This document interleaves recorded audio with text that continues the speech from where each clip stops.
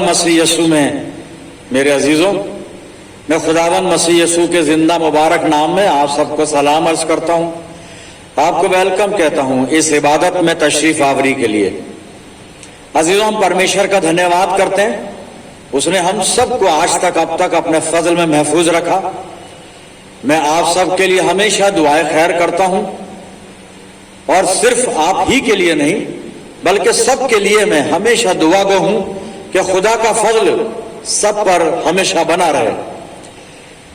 आज जो कलाम का हिस्सा है भजन संहिता की पुस्तक और 77 अध्याय 1 से 6 पद मैं आपके सामने पढ़ूंगा। जबूर की किताब साम 77 वर्सेस 1 to 6, भजन संहिता 77 अध्याय 1 से 6 पद आप अपनी बाइबल में देखिए।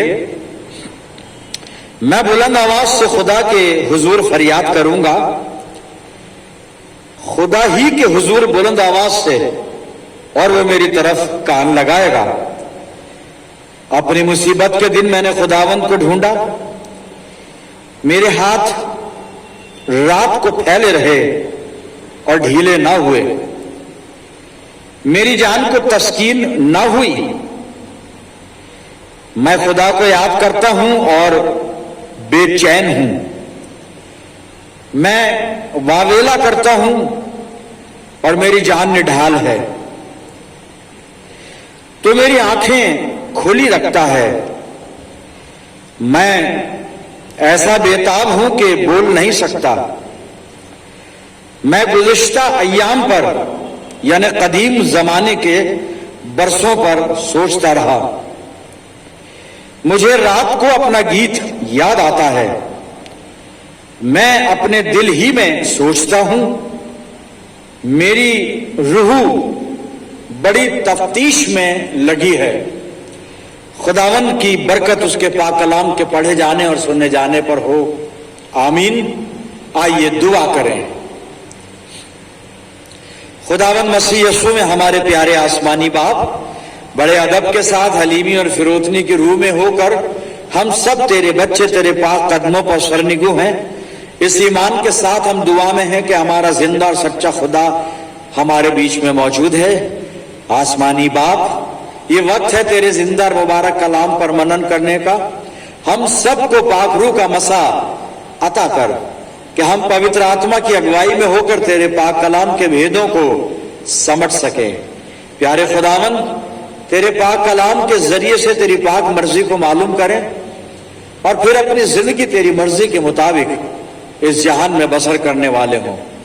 पिता परमेश्वर, जब वचन का बीज हमारे दिल की जमीन पर गिरता है तो होने दे प्रभु कि हमारी जिंदगियों में जड़ पकड़े और बहुत सा फल लाए।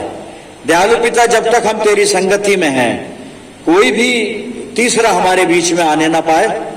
अपने पाक फरिश्तों की सेना का बाड़ा हमारे चारों तरफ बांधना कि खुदावन शैतान हमें किसी भी तरह से तेरी रिफाकत से जुदा ना कर सके।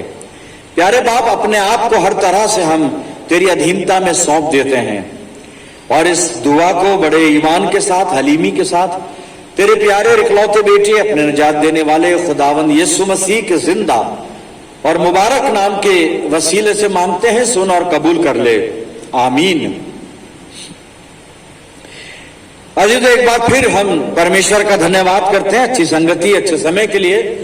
और आज कलाम पढ़ा गया भजन संहिता उसका 77 अध्याय साम 77 1 से 6 आयत, और इसका लेखक आसिफ है। उर्दू में आसिफ है और हिंदी में आसेफ, हिंदी में आसाफ है। और यहां पर इस परमेश्वर के जन ने अपने जीवन के बारे में कुछ बातें लिखी हैं और वो अपनी हालत को यहां पे बयान कर रहा है पहली 6 आयतों में। और अगर मैं उसका निचोड़ आपके सामने रखूं तो वो 3 पद में कहता है कि मेरी जान जो है वो बेचैन है, वो बेचैन है। फिर आगे कहता है कि मैं वावेला करता हूं, यानी लेमेंटेशन करहा रहा है, वो जान निढाल है उसकी। फिर 4 आयत में वो बता रहा है कि मैं इतना बेताब हूं, यानी इतना कमजोर हो गया हूं मैं कि बोल नहीं सकता। फिर 6ठे पद में वो ये कहता है कि मैं अपने दिल में सोचता हूं। अब सोच रहा है कि मेरी हालत ये क्यों हो गई ऐसे, मैं क्यों बेचैन हूं, क्यों निढाल हूं, क्यों वावेला करता हूं, क्यों मैं बेताब हूं, क्यों बोल नहीं सकता। और उसकी आत्मा जो है रूह की तफ्तीश कर रही है, खोज कर रही है वो कि ये मेरी जिंदगी में ऐसा क्यों हुआ, क्यों मैं इतनी मुसीबत में हूं, इतने गम में हूं, इतनी परेशानी में हूं, इतनी बेकरारी में हूं, इतनी तकलीफ में हूं, क्या वजह है, मैं क्यों हूं। तो वो कह रहा है कि मेरी रूह तफ्तीश में लगी हुई है, खोज में लगी हुई है, सोच रहा है वो। फिर अजीजों 7 से 9 पद जब हम पढ़ते हैं तो उसने वहां पर 6 सवाल खुदा से किए हैं। पहले उसने अपनी जिंदगी के हालात बताए कि वो कितना कमजोर, कितना निढाल है, कितना बेताब है, बोल नहीं पाता है और कितना बेचैन हो गया है, वगैरह वगैरह सारी बातें उसने लिखकर अब परमेश्वर से उसने 6 प्रश्न वहां पर पद 7 से 9 पद में हम देखेंगे उसने सवाल किए हैं। और जब खुदा से वो सवाल कर रहा है तो उन सवालों को हम सुनते हैं। उसकी हालत हमने देखी, अब उस सवाल परमेश्वर से क्या कर रहा है, क्योंकि उसकी हालत इतनी खराब है, इतना कमजोर, इतना बेताब, इतना निढाल, इतना बेचैन है, बेकरार है, तब खुदा से वो सवालात कर रहा है। और 6 सवाल में वो क्या क्या पूछता है खुदा से, हम 7वीं आयत से पढ़ना शुरू करते हैं। यहां लिखा है, क्या खुदावंद हमेशा के लिए छोड़ देगा? क्या परमेश्वर छोड़ देगा अपने लोगों को, या मुझे वो अपनी जान से बात कर रहा है? क्या खुदावंद हमेशा के लिए छोड़ देगा? क्या वो फिर कभी मेहरबान ना होगा, कभी मेहरबानी ना करेगा, दया ना करेगा कभी? फिर 8वें आयत में लिखा है, क्या उसकी शफकत हमेशा के लिए जाती रही? शफकत यानी उसकी जो दोस्ताना मोहब्बत जो है, वो जो प्यार करता है, जो वो दोस्ती में होकर मोहब्बत करता है, अपना प्रेम दिखाता है, क्या वो शफकत उसकी हमेशा के लिए जाती रही? क्या उसका वादा अब तक बातिल हो गया? और वो कह रहा है क्या परमेश्वर के जो वायदे हैं वो झूठे हो गए? बातिल यानी झूठे हो गए।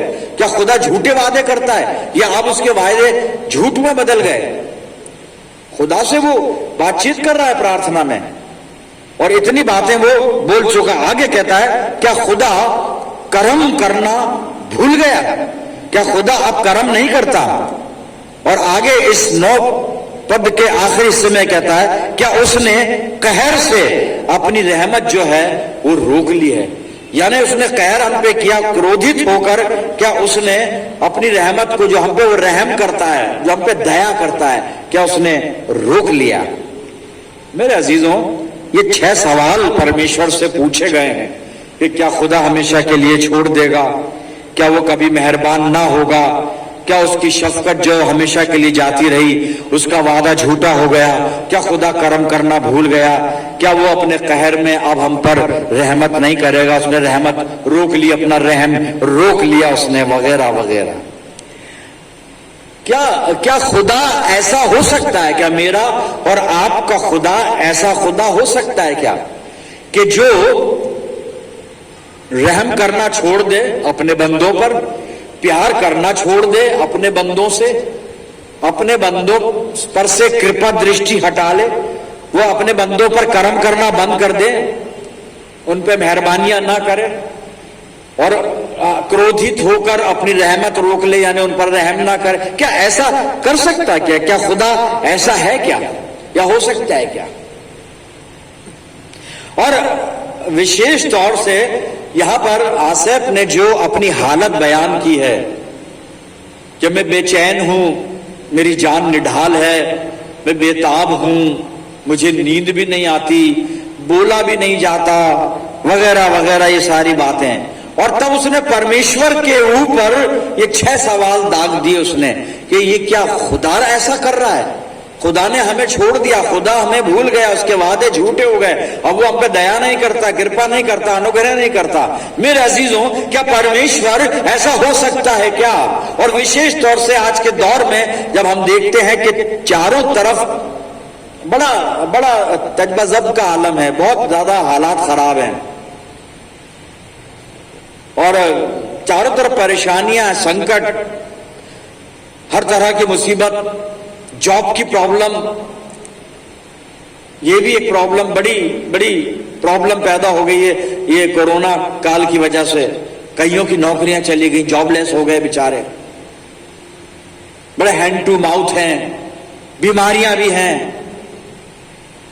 और फिर घर से बाहर निकलते हैं तो वो खौफ तो है ही जो 2 साल से चल रहा है कि कोई इन्फेक्शन ना साथ लेकर आ जाए हम बाहर से। ये सारी मुसीबतें, सारी परेशानियां, इस खराब दौर में हम इस खराब दौर का जायजा लें तो ये सवाल शायद आज बहुत से लोग परमेश्वर से कर रहे हैं। ये 6 सवाल जो आसेफ ने लोगों से किए हैं। प्रियजनों, हम सवाल कर सकते हैं, लेकिन अपनी बुद्धि से सोचें, क्या हमारा खुदा जो प्यार करने वाला खुदा, रहम करने वाला खुदा, फजल करने वाला खुदा, यानी अनुग्रहकारी पिता परमेश्वर, क्या हमारा खुदा ऐसा खुदा हो सकता है क्या? लेकिन इस राइटर ने, इस व्यक्ति ने तफ्तीश की साहब, वो कहता है मेरी आत्मा, 6ठे पद में पढ़ा था ना, मेरी रूह बड़ी तफ्तीश में लगी है, खोज कर रहा है, वो खोज कर रहा है, वो इस पर रिसर्च कर रहा है कि आज जो मैं बदहाली में हूं, आज जो मैं बिल्कुल बेकरार हूं, संकट परेशानी में हूं, मुसीबत में हूं, बिल्कुल निढाल हूं, बेताब हूं, बेचैन हूं, उसकी वजह क्या है? क्या खुदा बाप की रहमत में कमी आ गई, मोहब्बत में कमी आ गई, शफकत में कमी आ गई? क्या उसके वादे झूठे हो गए, या फिर कोई और वजह है? तो वो कहता है मेरी आत्मा तफ्तीश में, खोज में लगी हुई है। अजीजों, इससे पहले कि आगे चलें और उसकी खोज का परिणाम देखें, यहां पे सवाल ये हमारे सामने कि जब हम मुसीबत में होते हैं, तंगी में होते हैं, बदहाली में होते हैं, बेकरारी में होते हैं, दुख तकलीफ परेशानी बीमारी में होते हैं, क्या हम भी ऐसे सवाल करते हैं अपने खुदा बाप से? अजीजों, बहुत से लोग ऐसा सवाल करते हैं, बिल्कुल करते हैं, निसंदेह। परमेश्वर से वाद विवाद करना शुरू कर देते हैं, प्रभु हम बराबर चढ़ जाते हैं, फिर हमारे जीवन में परेशानी क्यों? हम रोज दुआ करते हैं तो उससे फिर ये संकट क्यों? हम कभी गलत काम नहीं करते, फिर ये फाइनेंशियल क्राइसिस हमारे जीवन में क्यों आ गया? हमने कभी कुछ बुरा नहीं किया किसी का, फिर हम इस तरह बर्बादी में क्यों पाए जाते हैं? और मोहब्बत, परमेश्वर की मोहब्बत पर शक करने लगते हैं। जैसे ये कर रहा था, क्या उसने अपना प्रेम हटा लिया? उसने शफकत अपनी रोक ली? क्या उसने अपनी रहमत रोक ली? क्या वो अपने वायदे में झूठा हो गया? वगैरह वगैरह। क्या वो नहीं सुनता हमारी? जी नहीं। लेकिन इस व्यक्ति ने परमेश्वर से सवाल तो किए, गलत सवाल हो सकते हैं, ये वो गलत ही है, हो नहीं सकते हैं, लेकिन इसने साथ ही साथ खोज की, आत्मा में ढूंढा, आत्मा में तफ्तीश की।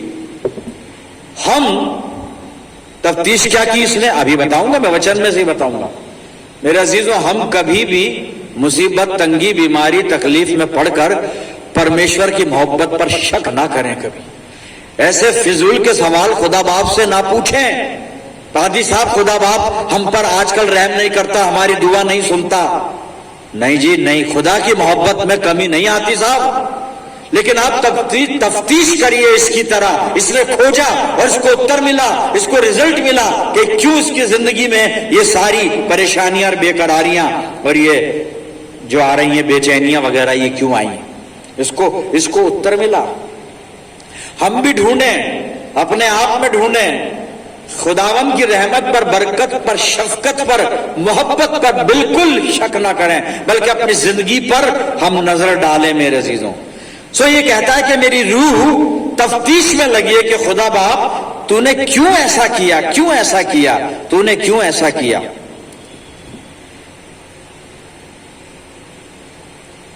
और इसको उत्तर मिला। हम भी ऐसे ही किया करें। जब भी आप परेशान होते हैं, गम में जाते हैं, दुख में, तकलीफ में जाते हैं, जब भी परमेश्वर के प्रेम पर आपको संदेह हो ना, तो आप आत्मा में तफ्तीश शुरू कर देना और उसका उत्तर आपको मिल जाएगा। और इसको उत्तर क्या मिला, आइए भजन संहिता 77 और उसका 10वां पद। 10वां पद अपनी बाइबल में देखिए, आप अपनी बाइबल में आप देखिए, भजन संहिता 77 और 10वें पद में इसको उत्तर मिला कि इसकी जिंदगी में परेशानियां, तकलीफें, बेचैनियां, बेकरारियां क्यों हैं? इसलिए नहीं है कि खुदा के वादे झूठे हो गए, खुदा की मोहब्बत में कमी आ गई, खुदा ने अपनी रहमत को रोक लिया, इसलिए नहीं, बल्कि किस लिए, उसका जवाब 10वें पद में पढ़ता हूं। अब 10वां पद, जबूर 77 10वां पद। फिर मैंने कहा ये मेरी ही कमजोरी है। फिर मैंने कहा ये मेरी ही कमजोरी है। इंग्लिश में है I said this is my infirmity. I said this is my infirmity. खुदा ने मोहब्बत नहीं रोकी, ये तो मेरी कमजोरी है। उसने रहमत नहीं रोकी, मेरी कमजोरी है। उसके प्रेम में कमी, अनुग्रह में कमी नहीं आई, मेरी कमजोरी है। दिस इज माई इन्फर्मिटी, ये मेरी कमजोरी है। इन्फर्मिटी का मतलब होता है weakness. This is my weakness, this is my failing, मैं फेल हो गया। और दिस इज माई डिजीज, मेरी बीमारी है। और मेरी बीमारी यह है कि मैं आत्मिक जीवन में लड़खड़ा जाता हूं, बहक जाता हूं, गुनाह की तरफ चला जाता हूं, खुदा भाव से दूर चला जाता हूं। ये मेरी ही कमजोरी है। उसको पता चला कि परमेश्वर के प्रेम में कमी नहीं आई है, उसके वायदे झूठे नहीं हुए हैं। ये जो कुछ मेरी जिंदगी में चल रहा है उसने कबूल कर लिया 10वें पद में, ये मेरी ही, वो कहता है मैंने कहा ये मेरी ही कमजोरी। I said this is my infirmity, ये मेरी वीकनेस है, मेरी फेलिंग है। मेरे अजीजों, हम अपनी जिंदगी में क्या तजुर्बे करते हैं ऐसे मौके पर? देखिए, परमेश्वर पर तो शक किया ही नहीं जाता। यशाया नबी की पुस्तक चैप्टर 59 1 और 2 पद में वहां पे कहता है, लेखक ने लिखा है, यहोवा का हाथ छोटा नहीं कि तुम्हें बचा ना सके, और उसका कान भारी नहीं है, ना उसका कान भारी है यानी बहरा है कि तुम्हारी सुन ना सके, लेकिन तुम्हारी बदकारियों ने तुम्हारे और उसके बीच में गैप कर दिया है, एक खाई उत्पन्न कर दी। हमारे और परमेश्वर के बीच में हमारा गुनाह आके खड़ा हो गया प्रियजनों। लेकिन यहां पर आसफ ने अपनी बुराई को कबूल कर लिया कि दिस इज माई इन्फर्मिटी। मैं क्यों खुदा को कह रहा हूं कि तूने मोहब्बत रोक ली, रहमत रोक ली और तू हम पे कहर करने लगा, दुआ नहीं सुन। मैं क्यों कह रहा हूं? दिस इज माई इन्फर्मिटी, ये मेरी कमजोरी है, ये मेरी कमजोरी है। अजीजों, खुदा में कभी कोई फॉल्ट, डिफेक्ट नहीं आता, उसकी मोहब्बत में कमी नहीं होती, उसकी रहमत में कमी नहीं होती। कभी भी जिंदगी में अगर परेशानियां हैं, गड़बड़ियां हैं, गम है, तकलीफ, बीमारी, तो वो हमारी वीकनेस है, हमारी फेलिंग है, हमारी डिजीज है अपनी, हमारा गुनाह है, हमारी इन्फर्मिटी है मेरे से। और गुनाह तो है साहब। भजन संहिता 53 के कुछ पद में आपके सामने पढ़ता हूं, 2 और 3 पद सुनिएगा। यहां पे परमेश्वर ने स्वर्ग पर से मनुष्य के ऊपर दृष्टि की ताकि देखे कि कोई बुद्धि से चलने वाला या परमेश्वर को पूछने वाला है कि नहीं। खुदा देख रहा है दुनिया को, मुझे भी देख रहा है, आपको भी देख रहा है, सबको देख रहा है। और जब खुदा ने देखा तो क्या देखा? 3 पद को सुनिए। वो सब के सब हट गए, सब एक साथ बिगड़ गए, कोई सुकर्मी नहीं, एक भी नहीं। लो साहब, बाइबल ने तो फतवा लगा दिया, एक भी नहीं है, एक भी नहीं, एक भी नहीं, एक भी सुकर्मी नहीं। सफेद गाउन पहनकर क्रॉस लटकाने से सुकर्मी नहीं बनते हैं, वचन प्रचार कर लेने से सुकर्मी नहीं बनते हैं। परमेश्वर जब कहते हैं कि हाँ ये सुकर्मी है, तब आदमी जो है सुकर्मी बनता है मेरे अजीजों। लेकिन खुदा कह रहा है एक भी सुकर्मी नहीं। और नए नियम में भी पौलुस यही कहता है रोमियो 3:23 में कि सबने पाप किया और परमेश्वर की महिमा से रहित हैं, सबने गुनाह किया है और खुदा के जलाल से महरूम हैं। फिर क्या करें? मान लें अपनी कमजोरी? जी हां, माननी पड़ेगी साहब। कमजोरी उधर नहीं है, खुदा की तरफ से नहीं है, कमजोरी इधर है। रूहानी जिंदगी में कमजोरी है, आत्मिक जीवन में भटकाव है। बार बार परीक्षाओं में पढ़ के गुनाह की तरफ चले जाते हैं, बार बार संसारिक अभिलाषाओं में होकर गलत काम कर देते हैं। तो हमको अपनी कमजोरी मानकर इलाज करवाना है, और इलाज के लिए डॉक्टर के पास जाना, और एक ही डॉक्टर है आत्मिक कमजोरी का, प्रभु यीशु मसीह। मेरे अजीजों, वही इलाज कर सकता है, हमें उसी के पास जाना है। 3 हवाले मैं पढ़ूंगा ताकि मालूम पड़ जाए कि हमारा डॉक्टर कौन हो सकता है। और इफिसियों की पत्री मैं निकाल रहा हूं, और पहला अध्याय और 7 और 8 पद आप सुनिएगा क्या लिखा है यहां पर।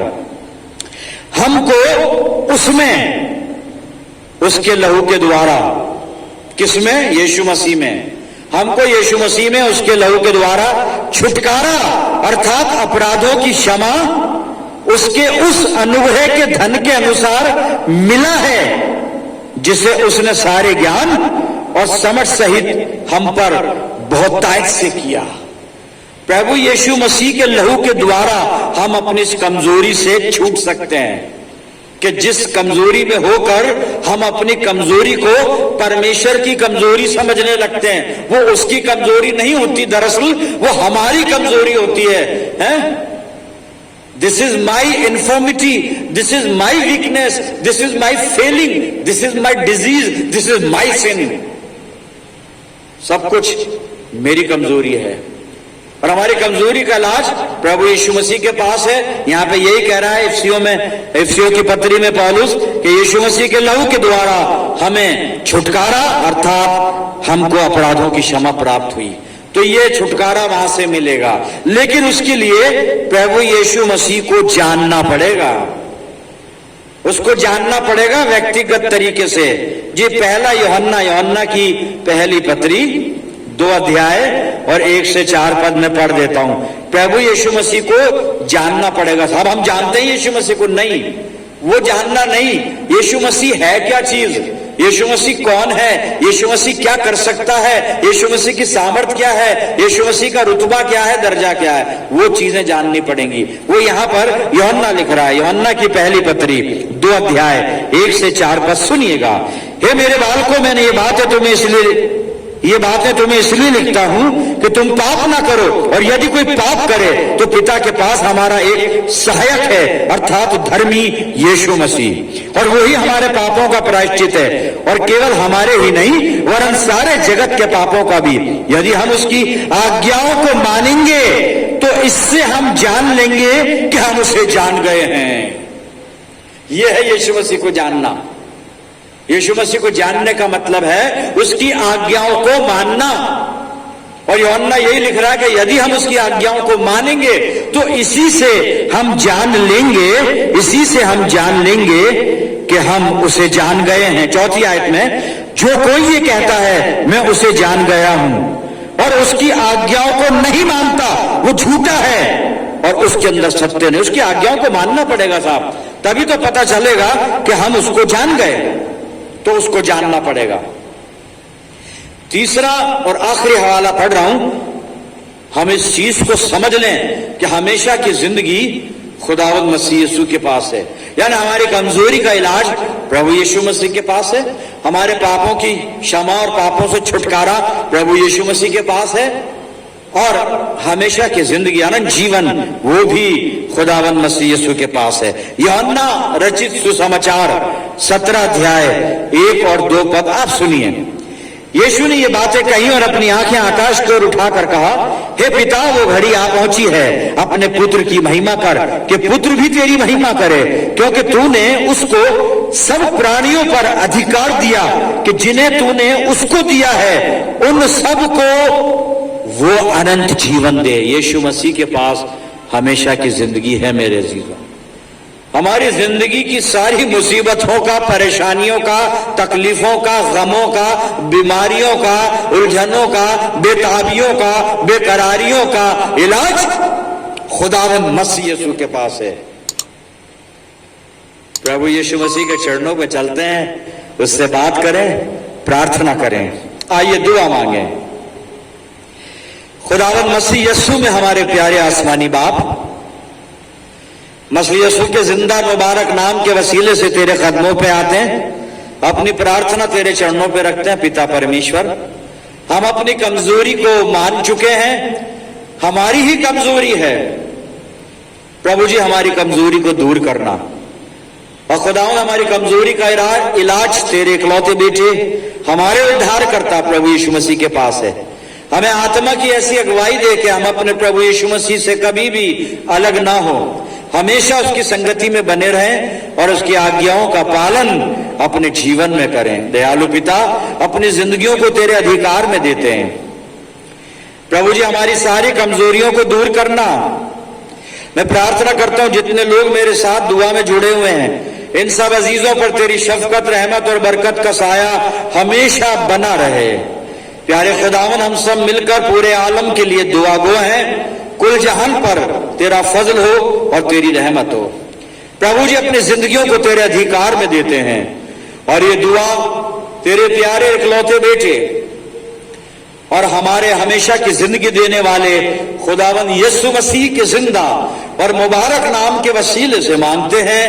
सुन और कबूल कर ले, आमीन। अब हमारे खुदावन मसीह यीशु का फजल, खुदा बाप की मोहब्बत, पाक रूह की रिफाकत और शिराकत हम सब के साथ, तमाम ईमानदारों के साथ, हमारी सब मंडलियों के साथ अब से लेकर हमेशा तक होती रहे। आमीन।